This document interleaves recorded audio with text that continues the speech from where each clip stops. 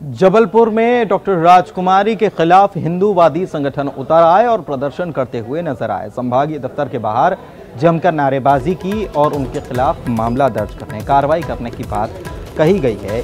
ये उनको सस्पेंड करने की बात कही गई है। ये मांग इसलिए की गई क्योंकि डॉक्टर राजकुमारी बंसल पहले हाथरस गई थी।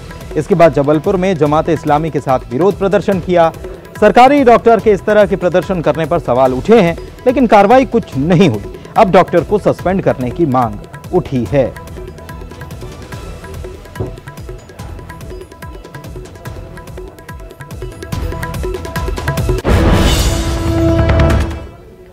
और रीवा में मऊगंज के स्कूल के शराबी प्रिंसिपल का एक वीडियो सामने आया है, जिसमें वो शराब पीकर बहकते हुए, बुरी तरह से बहकते हुए नजर आए हैं। इस मामले को लेकर जब सवाल किया गया तो कार्रवाई की बात कही गई है। जिला शिक्षा अधिकारी कह रहे हैं कि जांच के लिए कमेटी बनाई गई है। कमेटी की रिपोर्ट के आधार पर कार्रवाई की जाएगी।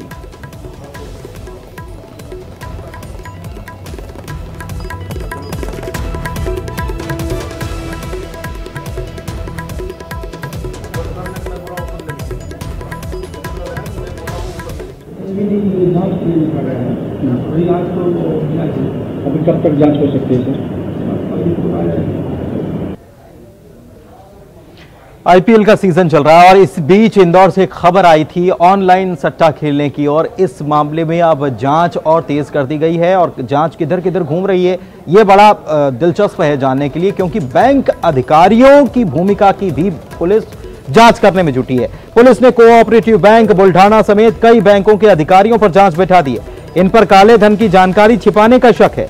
पुलिस को इस गिरोह के मास्टरमाइंड राज रत्न की तलाश है। जानकारी मिली है कि राज रत्न बेंगलुरु से गिरोह का संचालन करता था।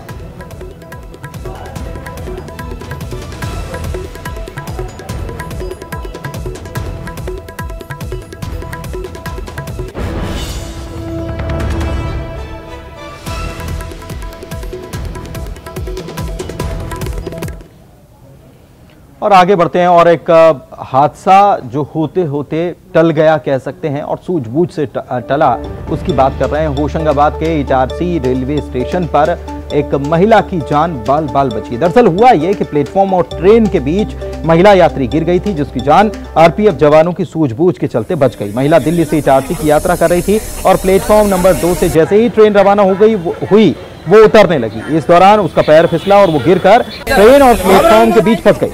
प्लेटफॉर्म पर ड्यूटी में तैनात 2 आरक्षकों ने ट्रेन में चढ़कर एसीपी करके महिला यात्री को बचाया। महिला ने बचाने वाले दोनों आरक्षकों को हाथ जोड़कर शुक्रिया कहा। अधिकारियों ने भी दोनों आरक्षकों की सराहना की है। चलो आंटी कुछ नहीं हो, चलो कुछ नहीं हो, कुछ नहीं हो।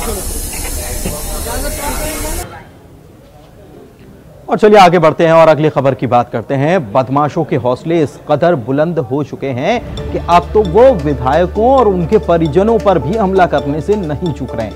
ये मामला छतरपुर का है, जहां पर बदमाशों ने महाराजपुर के कांग्रेस विधायक नीरज दीक्षित को बीती रात उनके छोटे भाई और उनकी पत्नी पर बाइक सवारों बदमाशों ने गढ़ी मलेरा थाने के कुछ कदम दूरी पर हमला किया।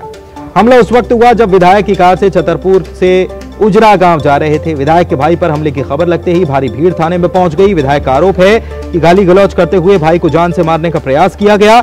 इसके साथ ही पथराव किया गया, लेकिन जब विधायक का भाई कार से बाहर निकला तो हमलावर भाग खड़े हुए। विधायक की माने तो हमलावर उनको मारने आए थे और महीने पहले भी उनके पास एक धमकी भरी चिट्ठी भेजी गई थी।